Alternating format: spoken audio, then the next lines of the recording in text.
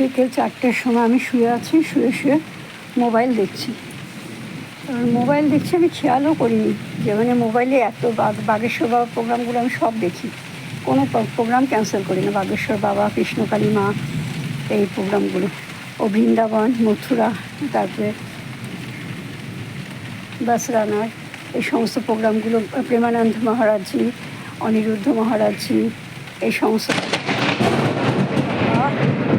দেখলে কীভাবে বাসটা পড়লো।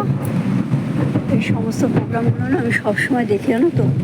আর আমি ওইরকমভাবে প্রোগ্রামগুলো দেখছিলাম, আমি খেয়ালও করিনি যে কখন পুরো অন্ধকার হয়েছে, মনে হচ্ছে না মাঝরাত, অন্ধকার ঘুটঘুটে হয়ে গেছে। তারপরে তো সেই যেই দেখেছি, আমার সেই বুকটা পুরো ধড়াস করে উঠেছে।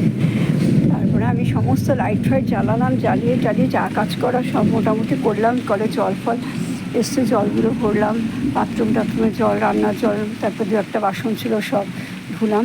আর এই দেখো না কি অবস্থা, 13খানা বেড বানিয়েছিলাম, এখানে রেখেছি, সমস্ত গেল জলে ধুয়ে। ওইখানে রয়েছে।